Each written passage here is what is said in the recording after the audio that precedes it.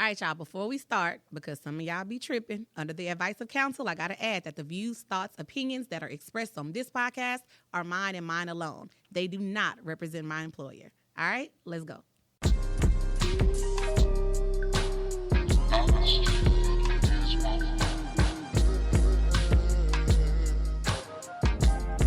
I was like, damn, do we really want to get into this discussion? Because if we get into this discussion right here, y'all.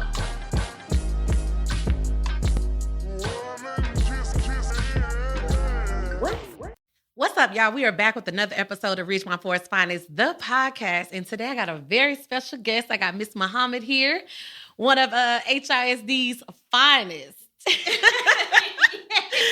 And hearing all of the drama about HISD, Miss Muhammad reached out to me to tell me her story. Before we even get into it, Miss Muhammad on Tuesday has what we think is going to be a termination hearing. Yes. And being terminated for speaking up and speaking out. Yes. Speaking and up, not staying in your place. Yes. I was not staying in my place. That's as a Black woman, not staying in your place.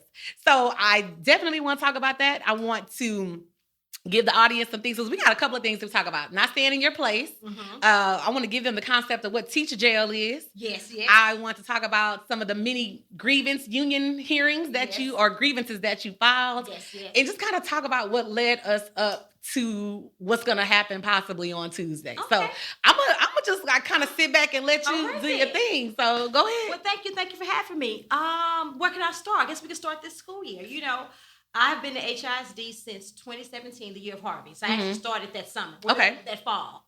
I started out at Lockhart Elementary. I loved it there. I had been there up until COVID. And then COVID, because things were just changing the district, I went to Stevenson Middle School. I loved it there. Mm-hmm. I saw opportunity to come to South Early High School, South Early College, High School, all of that, because my boys go there. So I hopped on that opportunity, and I loved it there until we had a new principal.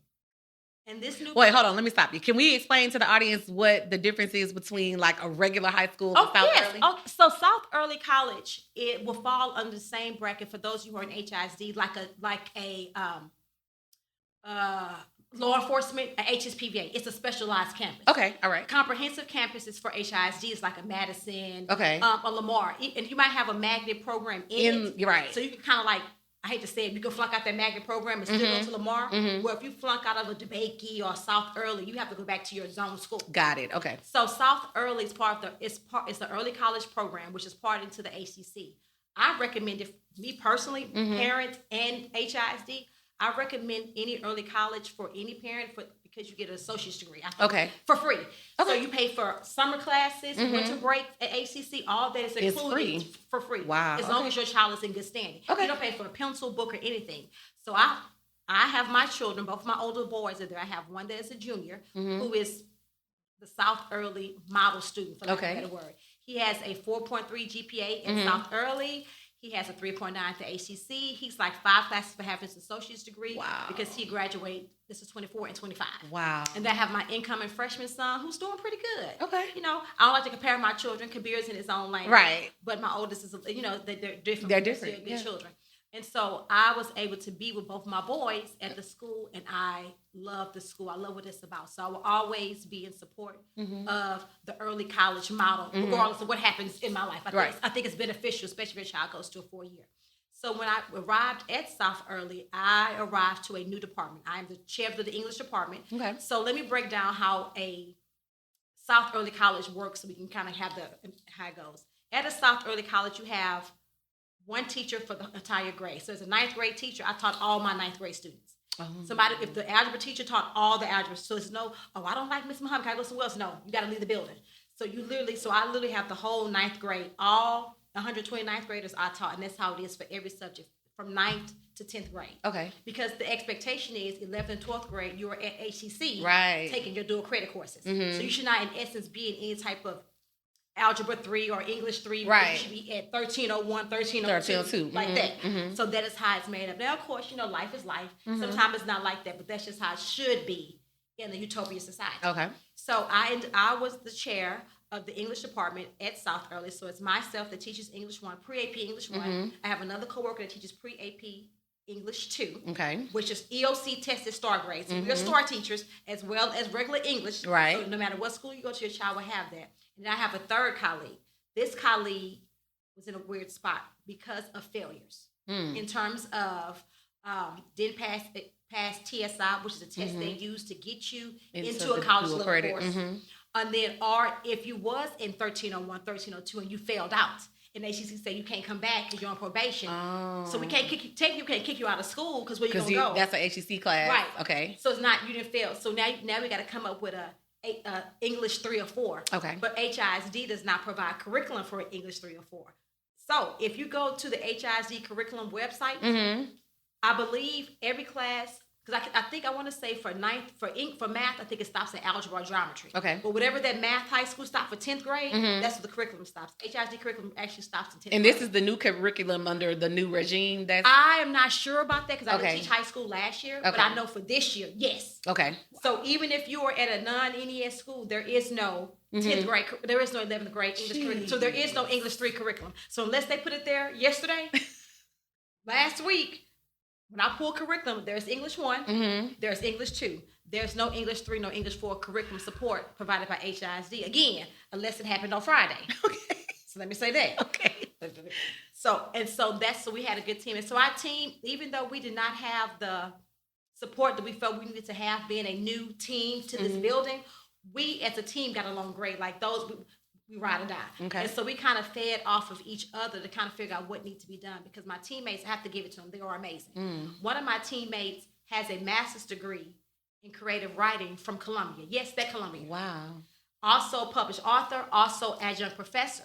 So that my coworker knew how to go in and like, okay, you know what? I know they're going to need this in college. So we can do this. So we kind of like pulled all our background. So we're not dealing with random people they pulled off the corner to come in like and these teach. like all of my teammates were literally, because remember, well, you don't know. South Early is an A campus. It's a 93. Now, granted, we say it's a 93 and it's an A, but actually, in essence, in terms of all the specialized schools in HISD, we're at the bottom of the barrel. Specialized schools, you're talking about your law enforcement, HSPVA, DeBakey, Young Women's, Mickey Leadings, Carnegie, all those schools like that, those are more specialized. Okay. Than like going to a Lamar with the IB program. In the building. So we are at the bottom of the 93. All the other schools are like 97 and up. I believe Carnegie and Young Women are like at a 99. So even though we are A, we're at the bottom of the barrel. Okay. And that accountability rating came from the previous school year. That's not the school year I'm currently in. So we are trying to figure out what's the game plan. So my other coworker, he is amazing in British literature.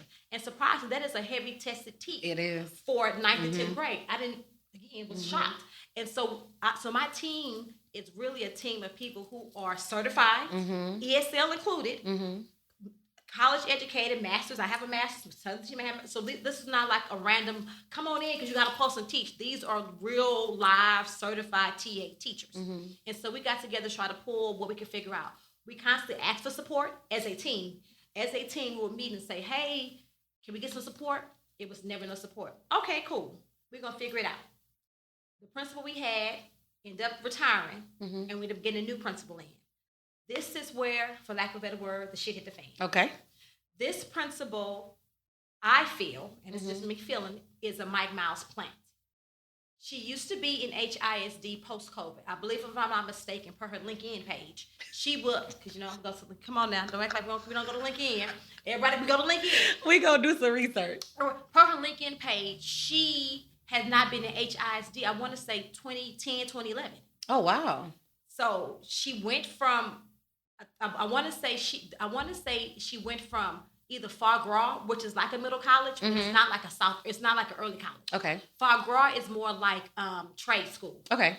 So it's different. So I want to say she went from there to being a dean at East Early. Okay. And then from there, she went to the KIPP system. Oh, okay. So she spent her time there. That's where she went. But even if you look at her LinkedIn page, even her credentials, she has never really been a principal for long. You have never been able to hit past that AP or dean mark. Okay. And she's come from KIPP Spring Branch. And at KIPP Spring Branch, I know for a fact she was under a black woman. I do not know that black woman. Wait, what is her race, ethnicity? Oh, she's never gonna let us forget. She's Mexican from a border town. Okay. She's always say, I'm Mexican from a border town. Okay, that's her word. Okay. And I had to work in the fields. I had to pick strawberry. different, Okay. That is her story. So I know when she was at Kip Spring Branch, I know she was working under a Black woman. I do not know this Black woman personally, but I worked with her on a previous campus. And so when I was coming into the campus, she was leaving. So we were ships in the night. So I know her like, oh, I've seen you, but I can't really give you any good. But I know one thing I will say about the woman, she was cold-blooded. Like everybody was like, she should have been the principal at this HIC school. But again, we can always be slaves, but we can never be the master. So she ended up, when the opportunity opened for her, she went to Kip Spring Branch, like in the middle of the school year, which is how I ended up passing her the night. So she's there. So now she gets to our school. First day, sometime around in October. I knew I wasn't going to like her because you came in reading your life story on your iPhone. And it wasn't even extensive. It wasn't like, oh, I got a Grammy or I changed this program, that program. It was like, oh, I'm from a border town. I am Mexican. I went to Texas A&M. But you reading this off the iPhone? Like, that's how I knew. So she wasn't authentic. It wasn't genuine. Yeah, but it's your life. How are you reading your life off the iPhone? Right. And it wasn't even extensive. But it wasn't like this whole, so I'm like, okay, I can see right now, she's going to bother my soul. I felt it. And then, so we get in with her. We have like another big official faculty meeting. And she kept saying, my goal is to have South Early at 100% dual credit college graduate rate, which means that all the students in the senior class will graduate with both degrees. Because a lot of early colleges across the board, that is a struggle to have your students graduate. Some of them do not always graduate with the dual credit degree and the high school degree. Okay. And that's really how we keep our money. Let's be clear. This is a government thing, not like mouse. Right. So we're like, okay, well, cool. So excuse me. So what is the plan for that, ma'am? Because help me, because I want to win. So tell me, what is your plan to give us this dual credit thing? Never had a response. Okay. You come in, you giving us all. Because you for the plan. I want to work the plan. This is your vision. Tell me what I can do to help you work the vision. I've been in the district long enough to know how these, now it's in NES. If you're in the district, it was Rise at one point. Yep. It was Achieve 180. These schools they're all the same thing. And so I've never had to work at one of those schools, but I've heard about how it is. So I'm at an A campus. Let me tell you, I like the autonomy I have in my room. I like maybe to read my Jason Reynolds book and keep it moving. So what do I need to do to help you to get to this goal? We're going to be a team. Because I'm selfish. I want to win. Yeah. So, but you can never tell anything. So I'm like, okay, maybe it's just me. Maybe somebody else can ask. You can never give us anything. Okay. So as a team now, we come to you as an English department and say, hey, we understand at the end of the day, dual credit or not, Mike Miles or not, I'm your bread and butter. Your accountability with the state. This with me. So this is what I need to get done. What can we do? She never had a plan. Okay, we need to do admin. We need to do this. Like, there's all these different things.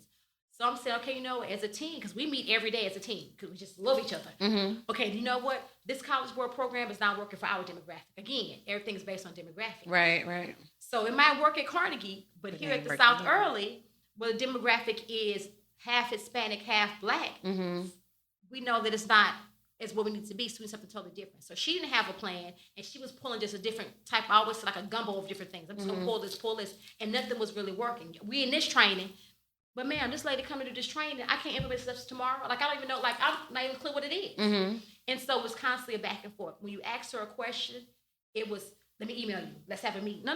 I don't need to meet about this. Just answer the question. This is not a private conversation. This is a school-wide issue. Yeah. And so I'm like, okay. So I'm still asking her because, again, I need to know what it is. Because in my real life, in my teacher life, I cannot work at the last minute. I have to have it planned out. So to tell me today for tomorrow, it's going to throw me off. Okay. So as long as I know, I'll put in the extra hours after work. I'm not going to write you a check for it. I'll work at home. It does not bother me because I see the vision, right? Yeah. And so we going in, it was constant. Every time you ask her a question, I asked for coaching, I asked for feedback, because at one point when I first got to South Early, the first 6 weeks, I had a high failure rate. Out of 120 students, like 80 of them had failed my class. Wow. So I was like, okay, regroup.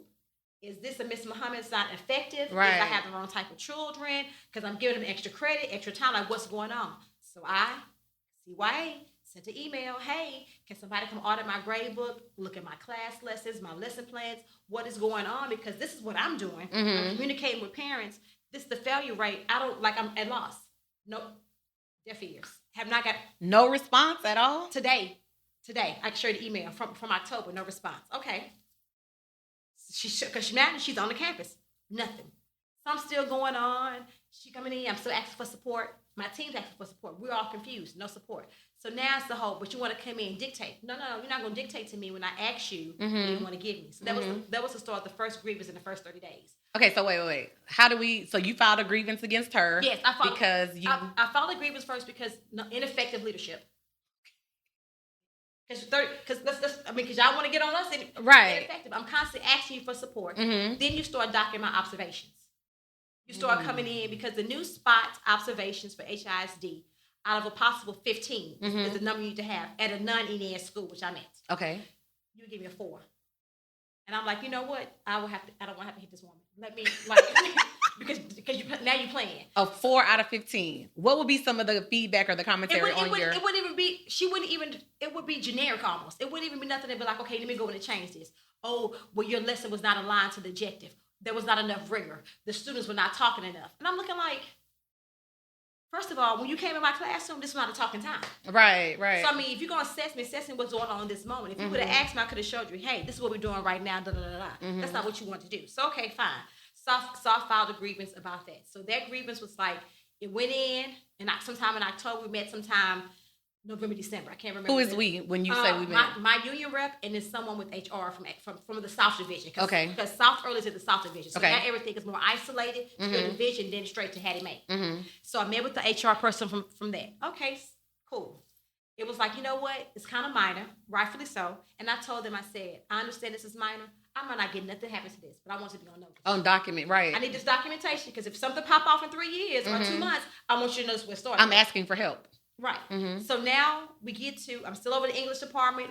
Me and my team is like, we have established that you walk around with this Harvard degree, but you find out, let's be clear, it's not a Harvard degree. It is a Harvard certification. So you don't even have the correct credentials to even be principal because let's be clear, you got it at a time where you can finagle with the certificates or wherever that, and you don't have this master's. And on my campus, I have to say, to give kudos to my campus, we have literally Rhodes Scholars on my campus. Wow. Like when I say 2 and 3 Rhodes Scholars, people who actually I have one teacher on our campus who has a master's in Spanish from Colombia, the country. Wow. We have PhDs in engineering on our campus. So we have a really highly educated campus that can literally go to UT and teach over there with no problem. And so she kind of felt intimidated about that across the board. Because like your campus is hot, like I was probably one of the lower educated ones on my campus because they were. I have to give it to them. They were highly educated, still are. And so, me and my team sit down. It's like, you know what? Here it is. Now it's December. We do not have any STAR data. And if you're in HISD, you know when schools start. You came into a school year with no data from the kids. So let me go back. So doing in-service, I got a skeleton of data, but it was incomplete. So, for example, I teach my kid. I know for a fact I sent my kid's STAR data to South Early. So when I got the list for 9th graders, my son's data was missing. With a lot of other students, and it could be just communicate whatever, but it was never updated. So, but that's in the Texas system. I don't Okay. No, yes and no. For example, if a kid is coming to South Early from a KIP, that's not the same thing. So the information does not transfer over if they're coming from a charter school or a home school. But they take STAR, right? Yeah, but it automatically don't transfer over. The systems do not merge like that. You would think so. Okay. It does not merge. So you have to kind of like even if a child is sped, it does not merge. So I literally had a student that came from Alvin ISD to us. We in essence could not use her IEP because we had to reevaluate her for HISD. Even though it was still current, you have to reevaluate. But we were still, we weren't jerks. We still honored whatever was right. But yeah, so it doesn't merge like you think, like it should. Let me say that. Okay. Okay. So anyhow, when it came to the STAR data, we didn't receive, like I said, I got the skeleton doing in-service, but it was nothing updated. Okay. I look at our TSI scores. So TSI is the test you use to put yourself in basic college courses, not remedial. And considering we at South Early and not at a U of H or a TSU, there's no remedial classes. You go right into 1301 for English or 1302 if you have the credit, depending on how they have it. Right. And so let me give y'all the data. At South Early, out of 120 incoming freshmen that we classed to 27, only 8, I apologize, only 8 has successfully passed both parts of TSI. Math and reading. 8. And they took that test. Those who came to Bridge, they do like a 2 Right, Bridge. Bridge, uh-huh. So those who came to Bridge, if you came to Bridge, you took that test then, and those students that passed it. 8 out of 128. Because keep in mind, our campus. Wait, no. Yes. At a specialized school. Yes. So to put a pin. Let me tell you how this works. Let's put a pin in there for a second. At a specialized campus in HISD, it's a lottery process based on a matrix. So here's the thing: the matrix score is totally different. The matrix at an early college is 60. The matrix at Carnegie might be 90. Okay. So you see how this goes. Okay. You see how this goes. So technically, a Carnegie student might apply to South early, but guess what? If Carnegie hit, I'm going to Carnegie. I'm going to Carnegie. Absolutely. Right. Absolutely. So then you start talking about a 60 where Carnegie's at a 90. You already know how that goes. You already know the caliber of student that you get. Right. So even though you might be this, what's walking through your doors is not right. Right. Yeah. You know what I'm saying? So what's walking through these doors, so you say, oh yeah, this is this. But what's walking through your doors, it's not it. It's not that at all. Okay. So that's where you have the 8 passing TSI test. So now with that being said, as a freshman teacher, I was not given this information day 1, day 2, day 3. It's always on the website. Go find it. Okay. So now, because I've been in the district for so long, and I've had people on different campuses who did data, you would get a binder. Absolutely. You would get a folder. Absolutely. And it would say, okay, you know what? Here go Keisha data. Keisha got to have this, or Jesus got to have this. And, when it comes to Star, his goal is this. He need to get this, da-da-da. And it was constantly being updated. Yes. So you knew at a certain point in time, you could walk up to Jose, walk up to Keisha and say, what's your goal? And they make sure they tell you, I need to get a 5 or 12, whatever. This is the first time in the history that I've been to HISD that I've never had that. So it was at this point, December, and you still had no data on your babies. The entire English department. And so we was like, okay, as the English department. And you're asking for help. Asking for help. Okay. Got documentation. So as the English department, we said, you know what? Maybe this principal, her name is Angelica Vega. Maybe Miss Vega wants us to be proactive. So let's flip it around. Maybe she want us to come to her with the ideas. So the English department, we sat down and we said, you know what? Let's run a boot camp on a Saturday. Oh, that's nice. Mind you, my entire team is married. One coworker has children, one does not, but everybody's still married. We living our lives. So anything on the weekend, it's a stretch. Absolutely. So I said, team, y'all, you think you should run a boot camp? I said, because I'm not going to run it by myself. Are we going to do this together as a group or not as a group? The team, the 3 of us. Oh, yeah, let's do it. I said, cool. Everybody pulled out their personal calendars and start aligning, because some people had, the kids is doing this, and the third. Everybody's aligning what days they can do it. So from January, we got back from the holiday break to August. Yep. No, I'm looking at your bracelet. Oh, yeah. I'm telling you to take it off. Oh, I apologize. You keep talking. Oh. And so what happened was from January, came up with a boot camp. And the boot camp was from January, when we got back to April, we had 2 Saturdays out the month for a boot camp. We gave her the dates and said, and y'all doing this on your own free time. Yeah. No check, no compensation, no nothing. We asked her, we said, if you could pay us, cool. Okay. If not, we don't mind, because we can see the vision. We want to get you to your 100%, because that's what you said. Yes. So we was like, okay, we're going to do it these many days. We're going to have different things. Like we had just an outline. We didn't have everything filled in. We had like a blueprint so you could at least say yes or no. Let me say that. Proactive. She said, okay, I'll get back with you. Now, mind you, this was right before Christmas break head out. And we all like we need to know, because over the Christmas break, we already say, we're going to get together over the break and we're going to start pulling stuff. Because again, we want to win. We want to win. Jeez. No response. So, okay then. So one of my teammates was like, you know what? Before we left for Christmas break, we checked our emails again. He came in and was like, you know what? She didn't respond. Let's move on, because it ain't us. I said, you know what, teammate? You're right. And that's how we left it. So then we get back to school in January. And she's like, oh, y'all doing y'all boot camps? And we said, we sent you the email. You never got it. But all my team on it. So you didn't have to just reply to me as the chair. You could reply to anybody. She was like, oh, but I didn't get it. Okay, then. Okay. So now we're going to resend the email. Oh, well, y'all can't do boot camps the same day they're doing TSI. And we said, why not? And number 2, STAR is our accountability and our money. Not TSI. Not TSI. Oh, well, that's just so important. That's just not as important. I said, okay.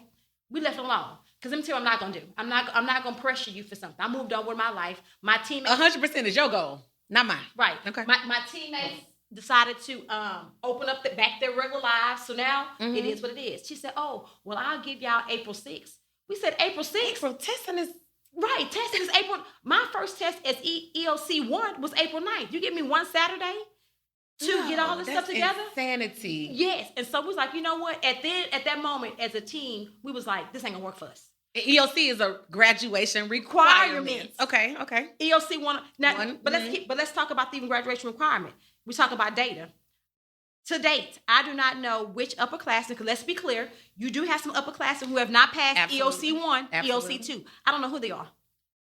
I do not know what, as a freshman teacher, I do not know what sophomore students or junior or seniors have not passed ELC 1. Right. Jeez. So then, now I might know your name, but I don't know your name. Let me be clear, because I know some students in overclass in the building. I don't know. So we talked about this. She's like, oh, so now we take the interim star. Mm-hmm. I get the interim star data back. The interim star, I would say across the board, because I've talked to people at different early colleges, it was not a star test. The interim star test, if it was star, what I saw as I was walking around proctoring, that was a 3rd grade star test. That was not a 9th grade star test. How do I know? Because I gave my own BOY to my students, and I pulled 9th grade last year star to give it to them. So, and I know what it looked like passages. This was not it. So I'm like, so now you get the data back, and you're telling me out of 120 students, I have maybe 90 that's going to master. And I was like, no, this data is skewed. No, it's not. I say it is. I say, because you cannot tell me this kid has been failing my pass with a 5. Literally a 5. And all of a sudden on a fake test, they decide to give it, and now they're projected to master. No, I said, no, that's not how data work. I said, you're a math person. You literally say you have a math degree. How does this make sense to me? Mm-hmm. Like, just I said, no, I do understand. Numbers don't lie. You cannot tell me that these kids who in my class did not get the credit for my class, but they just said, you know what? It's the interim star. I'm going to master the interim star. I'm going to be in this class, and I'm going to do the right thing. But I didn't even...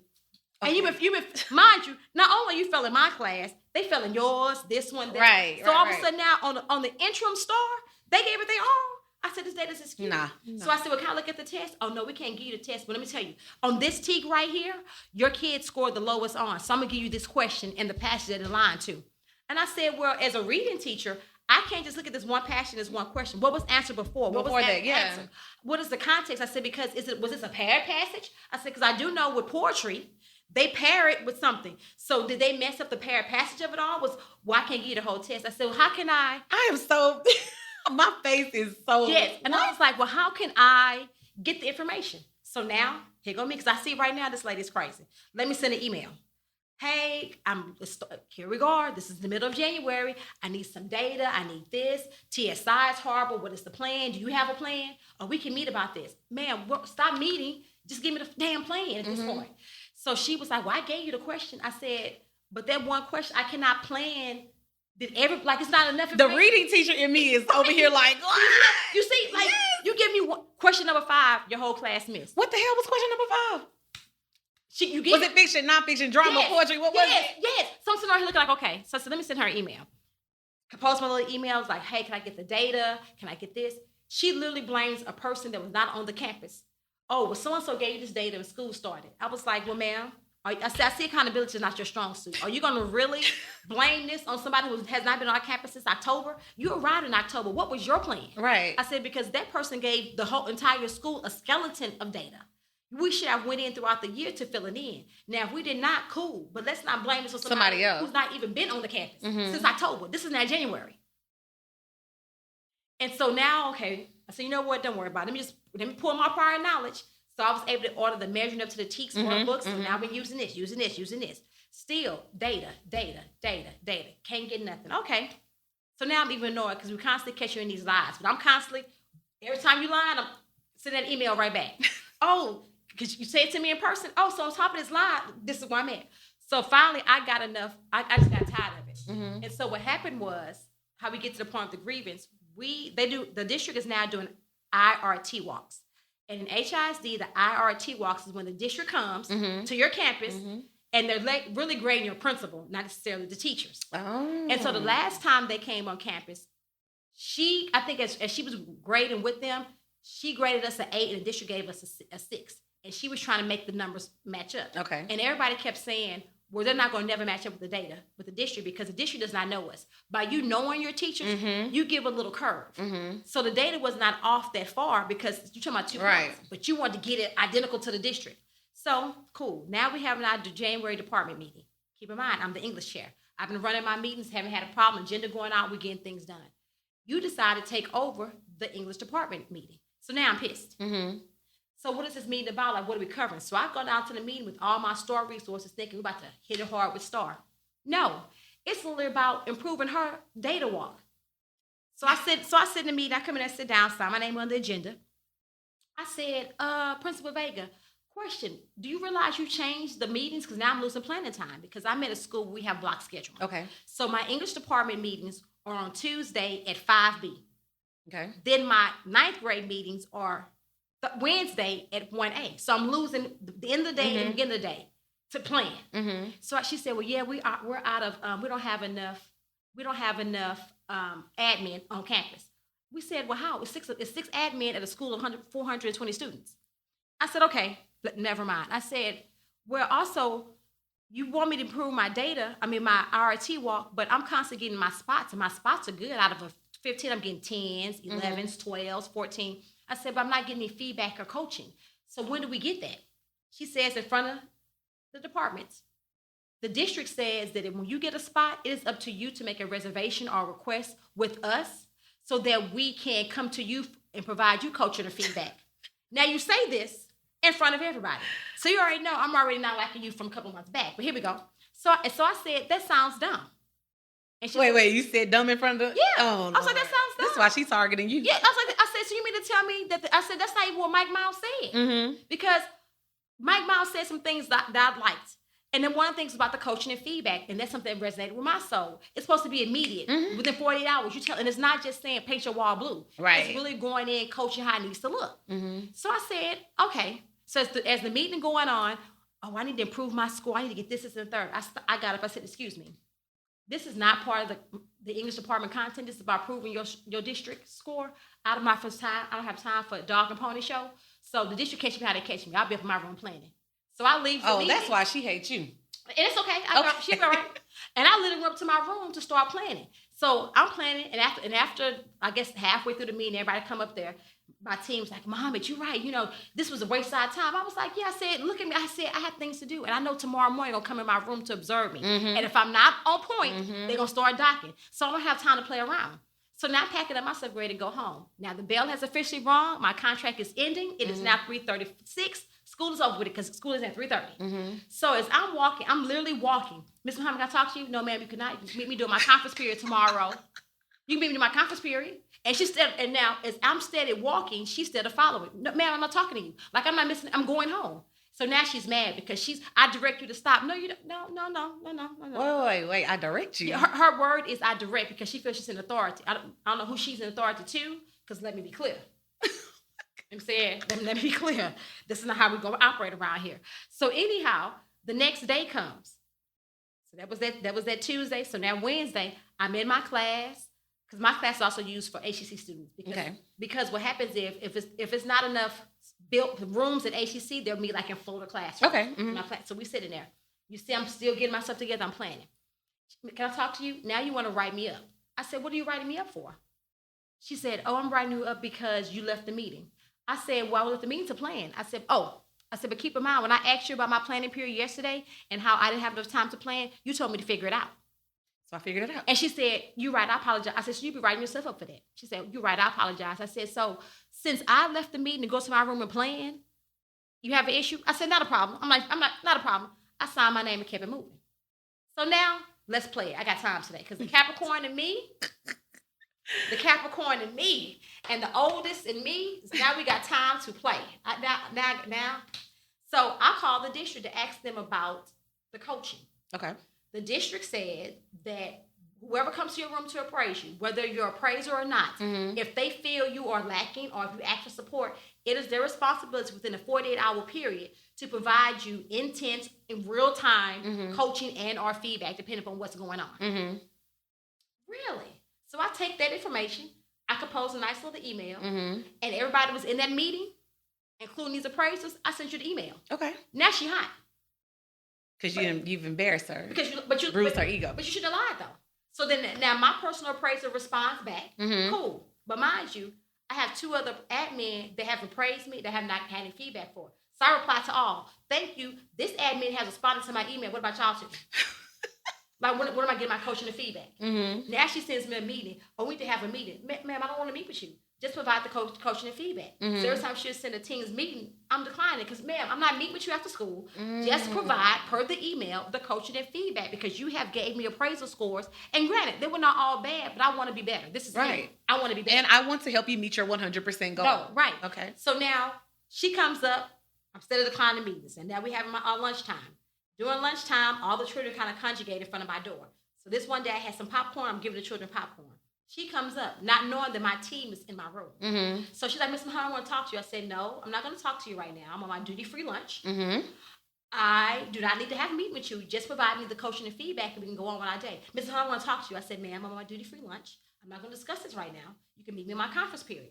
Miss Mahoney, ma'am, I'm on my duty. And I go in my classroom to close the door. She opens the door. And I said, okay, at this point, I put my hands up and said, I need you to stop because you are a bully. You're hostile and you're toxic and I feel unsafe. And I can no longer meet with you in person without my union rep because right now I see that you're over-aggressive.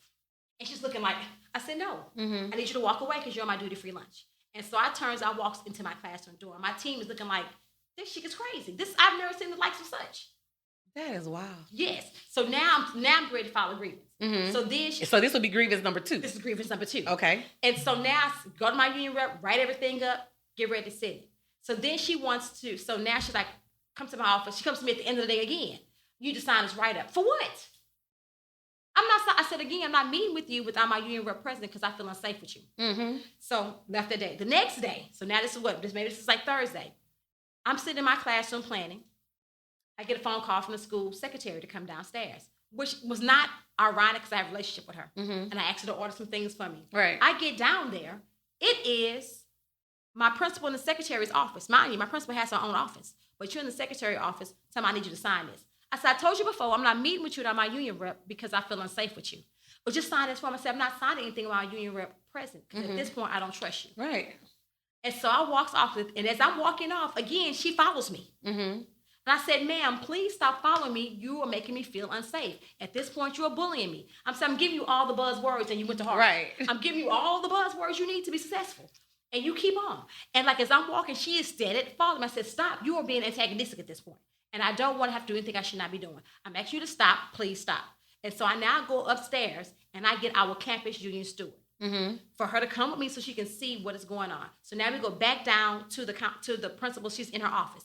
She's like, I want to meet somewhere else. Let me go meet in this office, sis. We don't have to go around this building. You right here. Why didn't she want to meet in her office? Who knows? Okay. And so anyhow, so we go in there, her office, and I'm like, you are being bullied. You want me to keep signing stuff? I said, because what I do not like is you being conniving. I said, you are very conniving. I told you before, I'm not going to sign anything without my union rep being present. When I asked you to schedule a meeting, my union rep was unavailable for this date. You didn't want to do it. You want to have control. Well, you don't have a right to meet with your union rep. I said, oh, but I do. I said, but I do. I said, but you're scared. I said, because at the end of the day, you know you're ineffective and you are lying. And I've caught you in your BS all the time. You need to stop lying. I said, number one, you are aggressive. You're hostile and you're toxic and you're bringing the school down. You have a Harvard degree. You act like you don't understand nothing. And so the union steward is sitting there. We all looking. I said, so I'm not going to sign anything without my union rep being present. Whenever you want to meet, let me know and we can call. Right. It's not a problem. We can even do it via Teams. And I left it at that. And I said, moving forward, only communicate with me via email. And that is how I left it. So I had the grievance stuff done. And she kept on sending stuff. Man, I'm not signing nothing. Like, I'm not signing nothing. Nothing. So now I do the grievance. The grievance goes into, because the first grievance was low level, they kind of escalated this. Okay. I made the grievance and I tagged everybody. I tagged her ED, which is Chris Clafton, his senior. His boss, which is called the senior superintendent, her name is Anna White, and I tagged the South District's superintendent. Her name is Imelda De La Guardia. Yeah, yes. that name keeps coming up. Yes. Oh my! I have gotten, not to cut you off. Yes. I have gotten. I think I got like 5 people in my inbox right now that I need to respond to. Yes. Because of Miss De La Guardia. Yes. Okay. Yes. Carry on. Yes. So whatever they saying, true. It's true. True. Okay. And so anyhow, so I tagged all of them, and so now, and then my union rep as well. So now we have a hearing schedule. We have a hearing schedule based on this grievance. Okay. For in a couple of days. Cool. So I'm still on campus. I'm still my business as a teacher has not slacked. I'm still doing my lesson plans, lessons, still helping on the hallway. The energy in the building, nothing is letting it know that we have an issue. Okay. But everything now is email, so in case you need lies. Right. So now, keep in mind, I'm also a parent. I have an 11th grade son. I have a 9th grade son. At that school. So now, do I sit back and every little thing I'm emailing her about as a parent? No, but certain things I'm going to email you about as a parent. And you get mad when I do because you say it's a conflict of interest. And I had to tell her before, I said, no, it's not. I said, but if you feel it's a conflict of interest, I want you to do me a favor. I want you to go to Mike Miles and tell Mike Miles to not let any parent and child work in the district together. So until he comes up with that rule, I need you to do what I say because I'm still a parent. So, cool. So now we have a meeting scheduled at our school about what an NES school is supposed to be for the community. Now, my school is not going to be an NES school. But the district is going around different campuses, I believe, in certain areas. To be clear. I don't have enough proof on that. I just believe based on what I saw how it went. And the meeting was opened up to the community. Parent or not, if you want to know what an NES school looked like, what it was, we're going to have it during lunchtime at this particular campus. So they had this one time at my campus. I was able to at lunch while the parents are at work. Yes, it was. The meeting was actually scheduled exactly. Exactly. Okay. It's exactly. Again, different areas. Okay. Because different areas. Okay. We're gonna play. There you go. So at 12 o'clock. 12 o'clock. It was scheduled at 12 o'clock. So I said, "Oh, I'm already in the building. I'll pop down there." Now let me say this for my listening audience. At South Early, our lunchtime for them, because our school is small, so all 400 students eat lunch at the exact same time. It's from 11 to 11:35. I mean 11:30. 11 to 11:30 is lunch. For everybody. From 11:35 to maybe 12:15, we have what's called advisory period. Okay. Our study hall, different schools, it's all the same thing no matter what you go to. Now, on the South Early campus, it should be impactful. It should be purposeful. There should be some type of instruction going on, but let me be clear. Nothing is going on. We're in our class because it's after lunch. It's no structure. It's no grades. The culture has been set prior to me walking to this campus that this is almost like an extended lunch. Right. Because depending on who class I walk into, they still eating in your class. Okay. Okay. They playing Uno. They making TikToks. They doing hair. They walking around. Instead of them being in your class, they in my class. I got to tell you, come get your kids. So that's how it is across the building. So an hour plus long lunch break, baby. Right. Okay. And that's just how it has been in this building prior to me even getting there. So I said, okay, cool. So now I'm in my classroom. It's about 11:30 come. So 12 o'clock comes. I said, oh, let me go see what's going on with this meeting because I saw people coming up. So now, mind you, the people are walking around the building. My coworkers know where I'm at. The counselor's office directly across from mine. Cool. I go walk downstairs. It's about 12:05. I'm thinking the meeting has started, but of course, it has not. So as I walk downstairs, I walk past my principal. I'm so close so I can damn near kiss her in her mouth. I sign my name on the paper. I get the agenda. As I walk into the cafeteria area where they're having it at, I recognize two parents. I go stand up next to them to speak to the two parents. Oh, hey, what's going on? Or whatever. I just sit down. It's 12:05. Like, what's going on? A lady comes up to me who I don't even know. Says, Miss Muhammad. And she knows me. I don't know her. Can I talk to you for a second? I said, cool. I said, who are you? Come to find out that it's Anna L. White. Okay, the executive director. Okay, so the senior. So your principal's boss's boss. Yes. Got it. Okay. So I was like, oh, okay. Because again, I've seen her, but I've never had interaction with her. So I said, okay. She said, why are you here? I said, because I'm a parent. She said, but you're also a teacher. I said, but I'm a parent first. Oh, but you're also a teacher's conflict of interest. I said, but I'm also a parent. She was like, well, you don't need to be here. I said, but why not? I got an invite from the principal. Okay. In my email, I can show it to you. Well, no, because we're going to have a separate meeting for y'all. I said, you're going to have a separate meeting for one parent? You're going to have a separate meeting for one parent. Okay. And she was like, yeah, so at this point, now I'm pissed. Because you're playing. So now I walks back upstairs, and I'm talking to my coworker like, these people think I'm playing with them. I ain't the one nor the two. So I go back downstairs to Miss Anna White, and I tap her. Excuse me, let me talk to you for a second. Okay.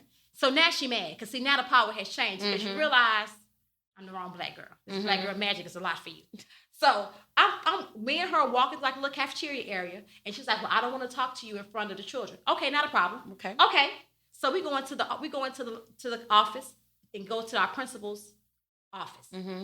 And I said, I don't know what's going on, but this is not how I get down. Well, Miss Muhammad, you're a teacher first. I said, but I'm also a parent. I said, let me tell you how I feel about this. Y'all can withdraw my kids today. I'm going to take them home and still come back to this meeting because I'm a taxpayer in this community. So you cannot stop me from attending this meeting. I said, you know for a fact, I have never went to the public or went to the press and leaked information or went to the PTO and told them different things. I've kept the integrity of the situation. So I don't know what the issue is. I said, but let me say this to you. I don't know you. I already know that Ms. Vega is a coward because she had me do her dirty work. She had me do her dirty work because you don't know me and I don't know you. This is my first time meeting you. I said, that's the problem I have. She got you in some mess. Said, but she's been CC'd on email, so she knows who you are. But she's not, you might have been CC'd, but she hasn't responded. So I don't know if you got it or not. Right. So I'm going to play you on that because you ain't said received. Okay. So I said, so that's the issue I have. She was like, I said, but let me say this to you. If you feel that I'm hostile, toxic, aggressive, let me apologize. So I'm not upset with you. It's a situation. She says, yes, ma'am, I understand you're frustrated. I said, yes. I said, because I'm tired of playing these games.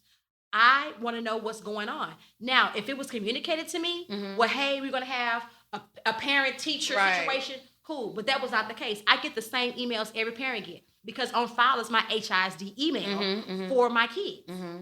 Always been that since 2017. So what changes now? Okay. So she was like, you right. She said, you want to sign out? I said, I can sign out. Okay, so clock out for the day as an employee so that you can be a parent. Right. Okay, fair. Okay. But mind you, I never got a chance to clock out. Now, keep in mind, at the South Early High School, there's cameras everywhere. So when they pulled that camera footage, you will see I never had a chance to clock out. So then Ms. White says to me, so Ms. Muhammad, before you do that, what is going on with this grievance you have against Ms. Vega? Not a problem. Wait, grievance number 1 or 2? I guess combined. Okay. Say two. Say number 2. Why is she asking about that? Because she was on the grievance. Okay. So she said, what's going on? I said, number 1, she's a liar. She's ineffective. I said, because she gives us no plan. She has 100% dual credit motto, and there's no plan. You ask her something, she has no answer. She constantly lies. I said, let's look at the data around here. Every day at South Early for us to be a campus of 420 students, and this matters. We have minimum 50 absences a day, 50 tardies a day. We have bare minimum 20 absences a day. This is documented. On top of all that, I said for 9th grade alone, out of 120 students, you only have 8 to successfully pass both parts of TSI. That means they cannot go over to HCC. I said, as of HCC right now, as of January of this year, this was February, this was last week, I said, we have 100 and maybe 70 students at the HCC. 70 of them have already failed out, so they're back at the school. So let's talk about the data. So this is not a Miss Muhammad issue. I said, so the problem I have is there's no one leading us around here. Because my leading philosophy is, as a leader, you have to pull me and not pushing me. And she's pushing me in the wrong direction. And I can't rock with that. She was like, well, I understand. You're right. And I said, it's cool. And she said, well, do y'all want to meet? I said, I don't have a problem with us coming together to have a small meeting. It's just not a problem for me. I said, but let's be clear. Something has to be done. Bring my data that I've been asking you for. That's 10,000 years. If y'all gonna come to me. Yeah, I said, I don't even have no data. She says, oh, well, Miss Muhammad, based on the interim data, I said, well, Miss White, the interim data is skewed because I have students on there who are EBs, the new emerging bilinguals. They're failing my class. How are they mastering STAR? No. I said, so the data is skewed. So I asked for a copy of the test so I can analyze it and see what's going on because it's not matching up. I have students who fail 8th grade STAR. How did you fail 8th grade STAR and you master a 9th grade STAR? And I said, granted, I know I'm awesome, but I ain't that awesome. Like, it's not mathing. She was like, you're right. She said, but what's going on? She said, well, why were you in your class? I said, I was in my class. I said, keep in mind. Oh, they trying to play that. I said, but I got it. I said, but somebody's in my class watching it. Like, when I go to the bathroom, I said, my coworkers, they're watching the class. I was only gone for 5 minutes. She was like, I said, but let's be clear. Doing advisory on this campus, you've been here. People are walking around. If you go upstairs right now, they're walking around. They walking around living their best life in the bathroom, doing what young people do. She was like, so what? That's the culture? I said, yes, been the culture. She's like, well, I need to put a plan in place. I said, you should. She said, well, Miss Muhammad, I expect you as the English department chair, when I come in tomorrow to observe your class, that there's something impactful going on during advisory. And I said, you know what? As a leader, you are right. I should be setting the standard. So I'm going to make sure tomorrow that during advisory, we're implementing something so that way it can be more impactful. You are absolutely right. I'm confused why she putting it back on you when she needs to be talking to her principal. Okay. We're going to roll with it. Okay. So now, I'll go back to, this is the note we end on. I go back to my class. I go, now it's what? Fourth period, whatever. I'm going back to my class. We doing it up. At about 3 o'clock, 2:30, 3 o'clock, I get a Teams invite for an after-school meeting. I'm talking like way after school. School ends at 3:30. This is a 4:45 meeting. It was with Miss White, but it was coded for like 10 minutes. So I was like, okay, maybe she wants to follow up on our conversation to have this meeting with Miss Vegas. What I'm thinking in my mind. So not a problem. I'll stay on campus for a little bit, get it done. So I stay on the campus, get the team's meeting. I have officially been reassigned to home duty. She comes on the team meeting and says, Ms. Muhammad, you've officially been reassigned to home duty. I said, for what? Home duty is AKA? Suspension with pay. Okay. And I said, for what? And she was like, oh, because of I want to make sure I get the correct verbiage. Your alleged inappropriate behavior in the workplace. I said, I'm confused. What are you talking about? She said, because it's been a pattern. I said, no, I just met you today. A pattern implies two. Like, so what's the pattern? She was like, well, other things. I said, no. You cannot. I said, I'm already on trial for a grievance. I have not been found guilty or innocent, so they cannot come into play to nothing. I said, so how long is this for? What's the other things? Well, I'm reading the memo. I said, I'm not denying you reading the memo. I said, let's be clear. If you're going to give me a discipline infraction for what has happened today, which is Valentine's Day, I'm going to own it. Okay. You said I was aggressive to you or whatever. You feel inappropriate. Cool. I'll own that and take that. But again, how long is the term? What's the guidelines? She says to me, when I find out more, I'll let you know. Now, this is based on your conversation with her, not your principal. No, this is based on the conversation with me and her in a private office. Okay. Only two people in there. So now it's really a he said, she said. It's nobody else in this room. It was nobody was outside the door. There is no person that says, Ms. Muhammad, I heard you going on. None of that. Okay. So there's no technically public outcry of the situation. Right. So now at this point, I'm pissed. So I immediately call my union rep, and my union rep is confused. Because they're like, what has happened? Because once you read the memo, and I'll send you a copy of it, she details her statement. And she also says, Ms. Muhammad apologized for behavior, but I told her I understood because she was frustrated. Okay. And then, but she also... I hate you apologize, but I know. You know what I'm saying? It's me. But then also, she does not detail everything. So I'm like, okay, I'm not signing this memo. So, okay, now I'm at home duty. So I'm at home duty, starting Valentine's Day, which is that Wednesday, Thursday, Friday. Okay. Now, Monday, I'm at home. Tuesday, I get a calendar invite from my personal principal for another team's meeting. And now I'm trying to figure out what this meeting is about because, again, I know I'm in a grievance situation. So I asked her, what is it about? She says, about your reassignment. Okay. I call my union rep. He said, you know what? It shouldn't be that bad. Stay on it. If anything happened, don't say nothing. Just say, okay, keep it moving. Cool. I get on the call. She has the school secretary as a witness. I don't trust my school secretary. This is not who I trust. But nevertheless, it was still a good meeting. She said she's reading the memo. Now, this is important because the memo is dated February 19th. Mind you, we're not meeting till the 21st. Okay. So as you're reading this memo, you're reading it verbatim and you didn't even proofread what you read. You're saying, Ms. Muhammad, effective February 20th. I said, excuse me, ma'am. Today's the 21st. So I'm confused. She said, oh, yeah, that doesn't make any sense. I'm thinking, damn. You got a Harvard degree. You ain't proofreading stuff. And so she was like, you need to report to the Helk building. Now, for those of you who are not in Houston, Helk is the old North Forest. Okay. I live in Fort Bend. I work off of Airport in 288. So this is all my commute in the morning. My commute just from Fort Bend to take my children to school is literally an hour drive. Because of traffic. Right. Without the tolls. Right. So now for me to go from my children's in the South District at the South Early to the Help Building is another 45 minutes. So it's almost like I have like another 90-minute commute in the morning. So I said to my principal, I said, I'm not trying to get out of what... Wait, pause, because I need to make sure that the people understand I'm an old HISD employee. Go ahead. Those buildings, when they assign you, we call those teacher jail. Teacher jail. Okay. So I could have been at my house being in jail at the lap of my luxury instead of being at the Help Building teacher jail. And teacher jail, from my understanding, when I was in HISD, people get sent to teacher jail for 3 main things. You messing with kids, messing inappropriately. You physically hit a kid, disciplining. Yep. Or you effed with the money. Yep. Other than that, and you're there while your investigation. Right, while you're under investigation, you may be, we call it at the copy center. Yes. You may be moving boxes. You may be filing papers, but you're doing something because you're still getting paid. Yes. Okay. So I said, okay. So I said, Ms. Vega, I said, I don't have an issue with following the directive of being on home duty, but can we find something that's closer to my area? Because number one, my husband works overnight. Okay. I'm responsible for taking my children to school. My boys go to school with me, so we get out of school at 3:30 together. Then I have a daughter that gets out of school at 4:00. Okay. So how do I pick everybody up? She was like, oh, I didn't know all that. She did. She knew that. So she said, well, I'm going to send an email and let the people know. But in the meantime, report to this person at the health building. So I called this person at the health building. I said, okay, well, I'm coming to you guys tomorrow. Da, da, da, da. She was like, well, I don't know what to tell you. I mean, I'm driving 45 minutes. I said, ma'am, I don't care where you're driving from. I'm talking about me. Who picking up my kids? Mm-hmm. She was like, okay, you need to call Hattie Mae. So Hattie Mae said call. Like, you go on this whole map. Right. So I finally called back at the South Division. Okay. The South Division lady, HR person, I said, okay, so I'm being reassigned to home duty, not a problem. I said, but can you tell me, it's HR? How long? When is the investigation? What's going on? She had nothing to say. She could say, because of Miss Imelda, how you say her last name, she's the one that's heading this. I said, no one's talked to me, emailed me, gave me 5 days. It's no documentation, not been called, nothing. She was like, it's my hands are tied. Okay. This is what HR is saying, because now so somehow you didn't follow the right steps. Right. Because HR is they don't even know what's going on. Right. So I literally go into one source and I take off, because I have days.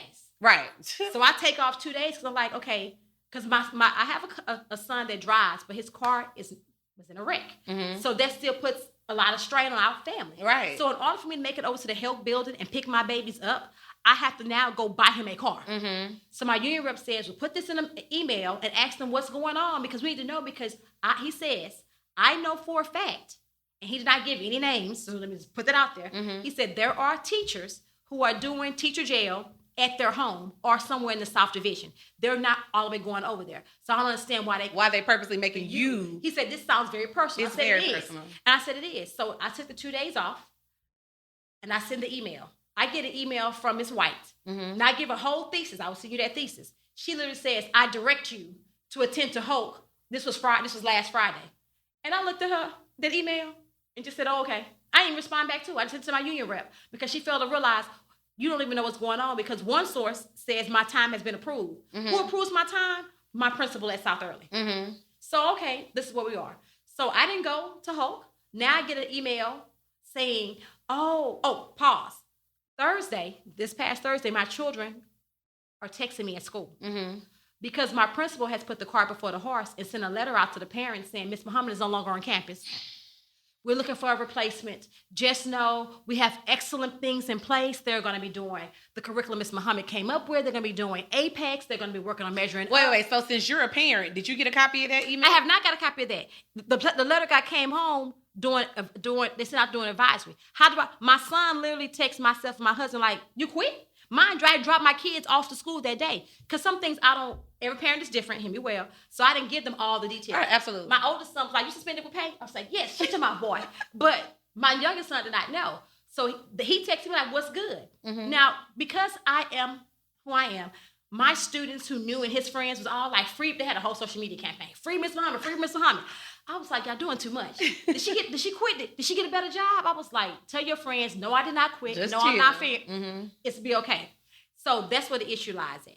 So now on Friday, I get I'm ready to have a conference coming up. Conference of record. Conference of records. Okay. Those you in HISD know your conference of record mean they telling you hit the road, Jack. Or I'm not going. Basically, either terminate it now. Or I'm not renewing you for next year. Okay. And so the thing about it, even with that, the union is still confused. My union rep, who was with HFT, he's literally like, I ain't trying to say you right or wrong. He said, but I've had plenty of cases throughout my career. This case does not make any sense to me. Mm-hmm. He said, did you hit her? Like, what has happened? Because he said, I've never heard a teacher to be, for lack of a better word, rude to somebody. He said, I'm gonna say rude. Rude.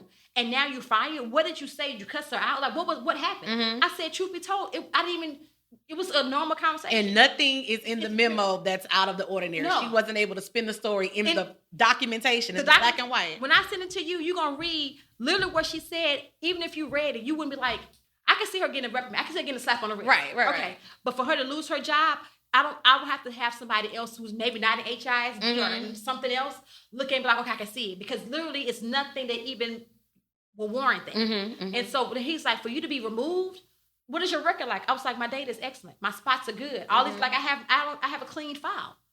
So now this is where we are. My thing now is trying to make sure that I keep my license clean.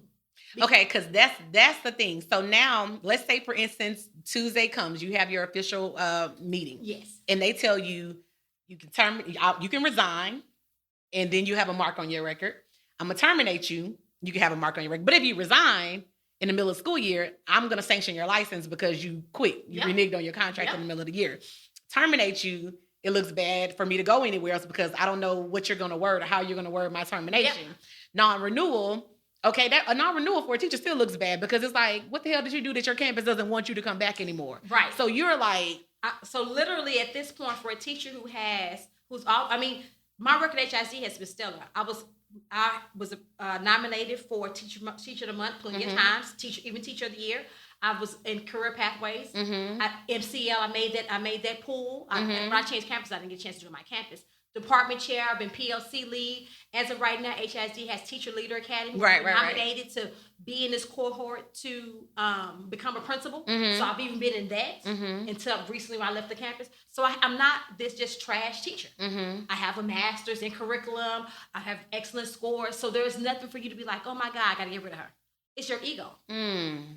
It is your ego. So do other teachers on the campus have an issue? Have they said anything else that's going on with them, or nobody else is really kind of bucking her? Everybody has been saying things, but I think no one advocates for themselves. Right. Everybody want to go behind closed doors and cry about it. And for me, be a slave to whatever she says. And I mean and I don't mean slave as black or white, but just doing what she says. And you're frustrated about it. I'm going to catch you in it because at the end of the day, what I've learned in HISD, pre, post, and Mike Miles, CYA. Yeah, absolutely. Because they quick to say, oh, we said this or we didn't do this, and you have no documentation, it comes back to you.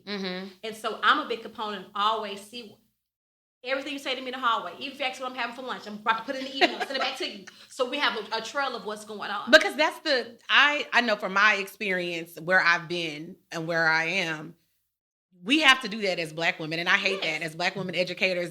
That's in a field of predominantly white women, white men, Hispanic women, Hispanic men.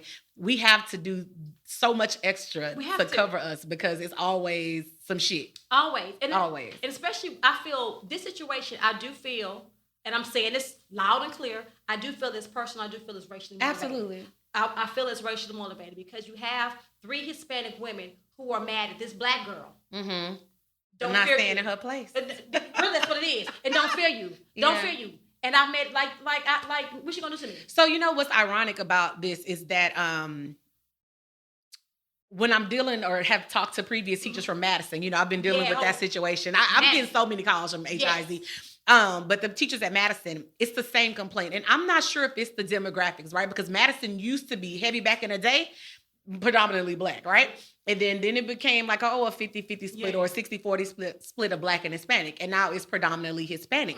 And so leadership now, from what I'm being told, is like the principal, their the executive director, and then the De La Guardia lady, all Hispanic. Yes. And then now at your school, replace Black administrators with Hispanic. Yes. And so just from little different things I'm being told, it's the Black administrators with higher education, higher experience, that could be impactful, that are being removed from those communities. Yes. And in my personal opinion, this is just me personally, so don't nobody sue me. I think that it's being done because we want to create a culture of dumb Black kids. And we don't need the empowered, strong Black leaders and Black teachers over here putting anything in these Black kids' head because either we gonna fail them or we jailing them. And I think I agree with that, but I also think in this regard too, I'm not against Hispanic or Black, but what are you doing for your people? For your people. Because for example, prior to me being at South Early, I was at a predominantly, literally, it was all Hispanic middle school. And I can count the Black kids in the building, in terms of Black teachers. And it was a really good campus. I love the school. I would go back. However, what I found interesting was that when I got into the English department at that campus, especially when I got to 8th grade, we would start pulling novels. And for this to be a Hispanic school, you had no Hispanic representation in the literature. We could buy whatever book we wanted, but you was not buying books that represented your people. Yeah. But yet you want to say you want to save your people. Make it make sense. So now you come over here, and then two, just like with Black people, it's different categories, it's different stations. We have to be mindful of when we say, okay, I'm Black, I'm trying to save everybody. Yeah, hold on. Because let's be clear. W.B. Du Bois and Booker T. Washington are both Blacks, but they come from 2 different stations in life. 2 different stations. So some of us come from that talented 10th. Some of us are the Booker T. Washington generation. It is what it is. So it's a different ball game. Yeah.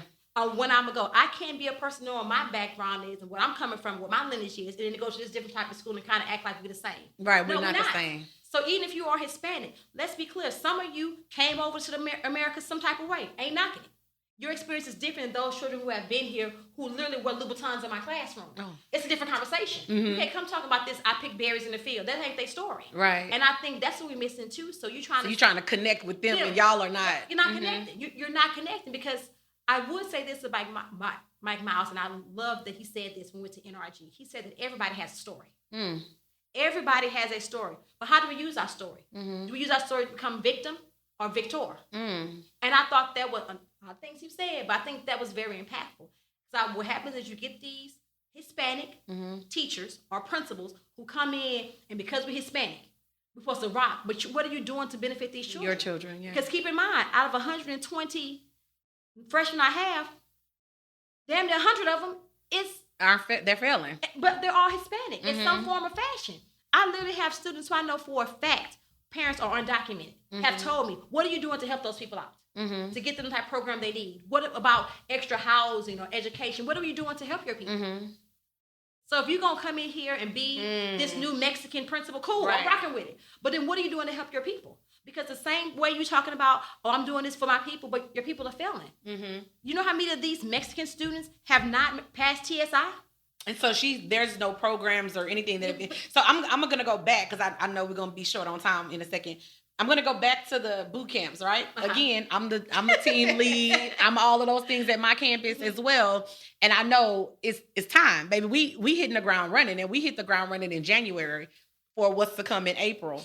And we're already prepping. The resources have been purchased. The groups have been made. The Saturdays have been assigned because we love our principal at my school. Right. So if she say 100, baby, we going 110. Right. Because that's just how we rock with her. So as of right now, what's today? February 25th. Where the boot camps? So let me say this. Where the data? Nothing. So let me go back.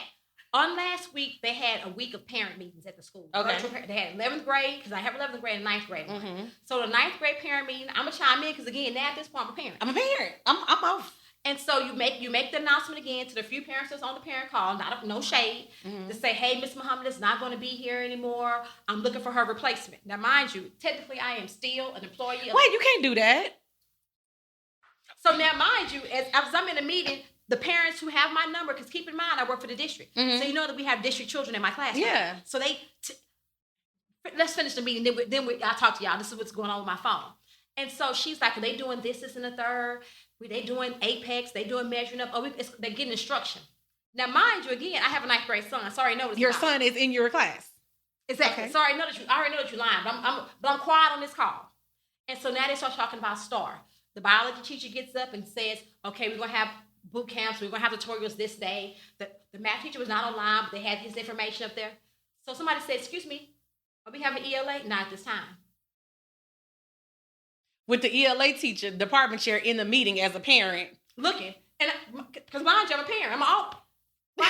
So now, my son included. Mm-hmm. You're telling me that you don't have a plan for my child. Now, granted, my son is going to be okay because I'm his mother, so let me be clear. But I can't say that for every kid. I have to look at the masses. And I'm worried about every kid. I know my son is going to be okay, so I'm not worried about my baby. But rest of these babies. That are my babies. Right. Because, see, we had a 93 now. You're not supposed to be at a 93. No, that's a wrap. Yeah. But you have no plan. But y'all so quick to put the cart before the horse.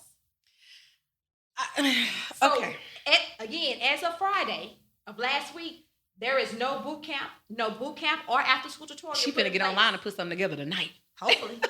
Fingers crossed. Okay, so let's because we got to put a pin, because now we got to bring you back to hear what happens after your hearing. Yes. So let's just say, and we are going to come back and talk about that after Tuesday. So in the meantime, your kids are going to be there. Do you feel comfortable with your kids being there? If you're not there, do you think she's going to target or start trying to nitpick your babies? No, I do not. And okay. I really don't, because I have to say I'm blessed that I have pretty decent children. Okay, that's good. And so I don't think she would nitpick. And then two, because my oldest son was there first and they know how he is, I don't feel that she would purposely target him, because if she did, it'd be a different conversation. Yeah, absolutely. So I feel that they will be safe there at least this school year. Okay. So I'm not worried about that, because again, I'm having to come up there. Okay.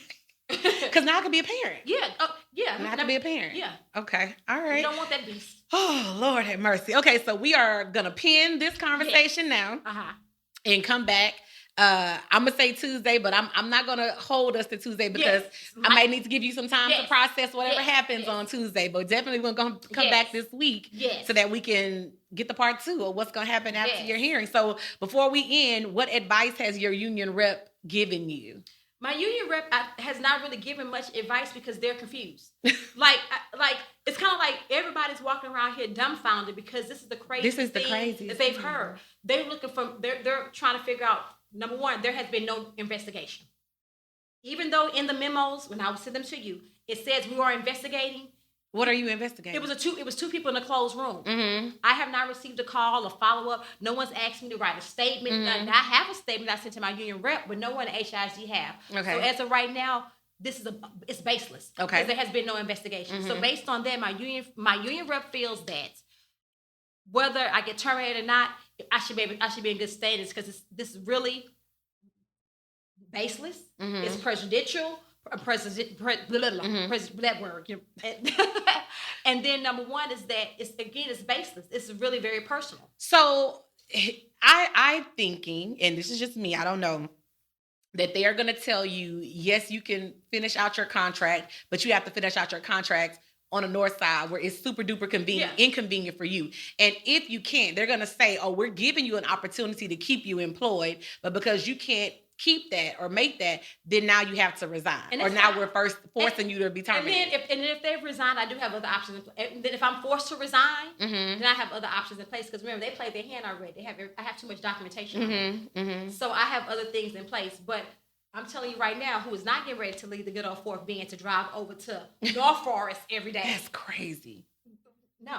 With no regard to your work-life balance, your children or anything. I mean, because literally my children will be out of school, be on campus late. Almost and then you're going to be calling CPS on me because I'm not there to pick up my kids. So I'm not. And I want to make sure that I'm clear as well, because I know some people will say, like that lady said when you called her on the phone, yes, people commute every day, blah, blah, blah. But be clear that when we as teachers make our decision on where we are going to work, where we're going to sign our contract, our children are first. Yes. That in mind. So you're talking about as I remember one time I was working for HISD. My kids are going to school in Fort Bend or vice versa. I can't remember.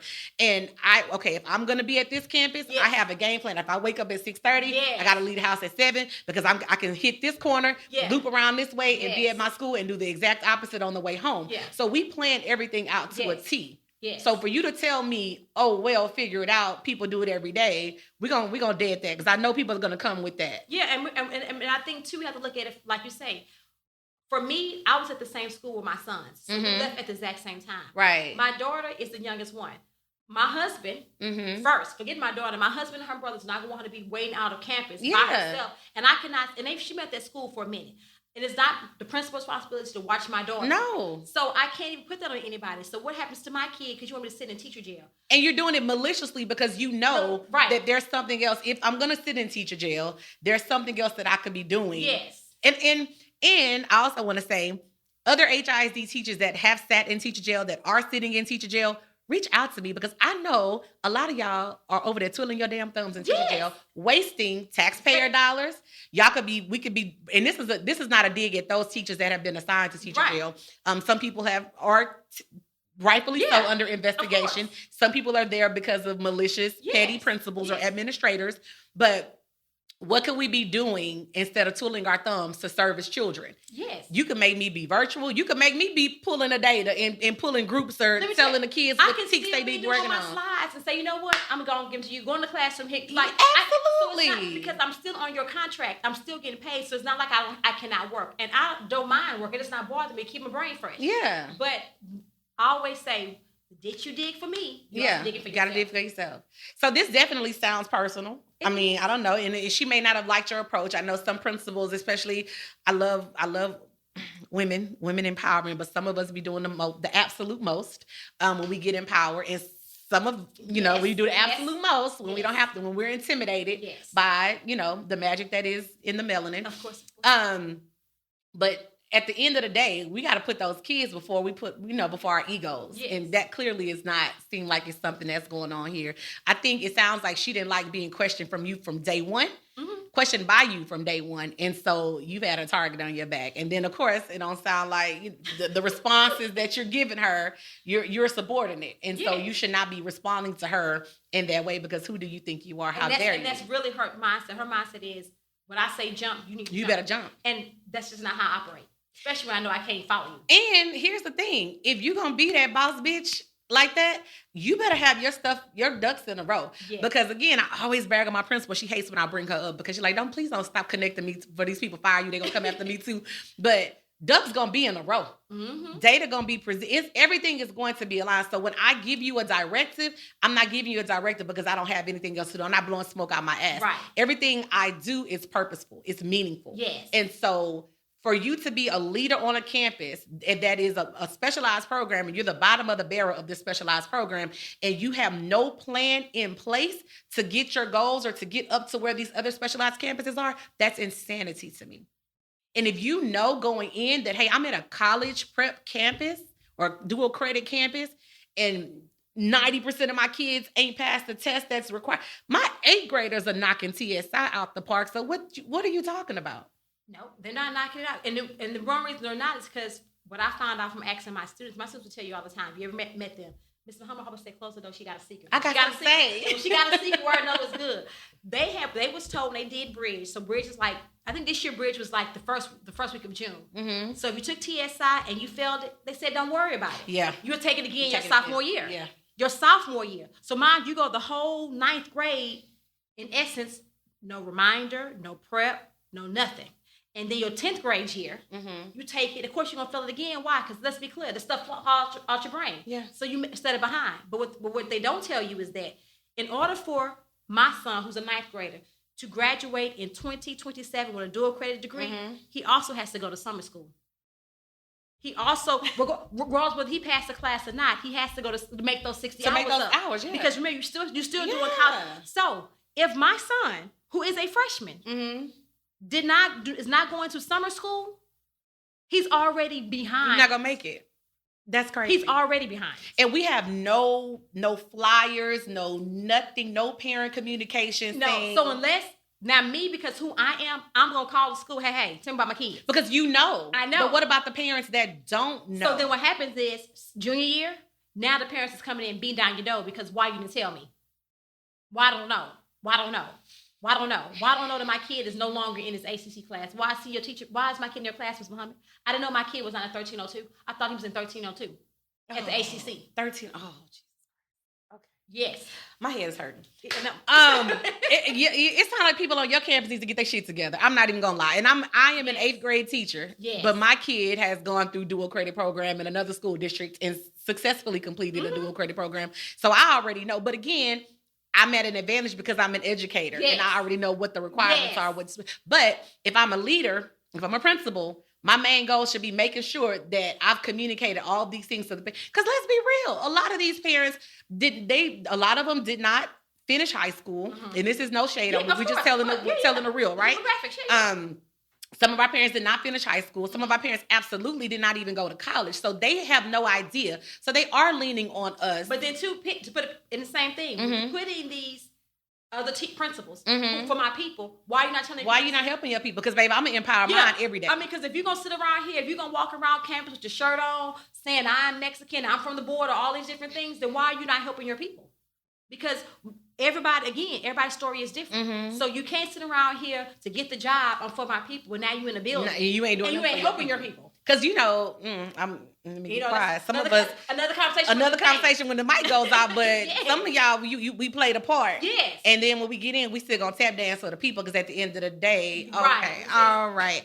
Different story, different show. Okay, then the mic's off. All right, we're gonna pin it here, Ms. Muhammad, because we're gonna come back and talk to you after Tuesday to see what the outcome is on Tuesday. Wishing you best of luck. Thank you. But appreciate you being vocal and coming on want to speak. Because when I asked Ms. Muhammad, y'all, camera, audio, you want names, Miss Muhammad is with the shits. Because I got time today. But of course, and this is what I wish more teachers would do, because if we're, and this is a lot of no dig at some of the other teachers that have been contacting me, guys, nothing's gonna change if everybody is terrified. And of course, like we said off camera earlier, everybody's financial situation is different. Everybody's employment situation is different. So some people are scared, and they're scared for good reason. But at the same time, you guys are going to keep getting bullied. You're going to keep having injustices done to you because no one is speaking out. Yes. And the students, man, the students are about the shit. No, the students have been about that life. I couldn't pick up my son from school on Friday. The children bum rushed my car. And I was like, get off my car, what's going on? They was like, Miss Muhammad,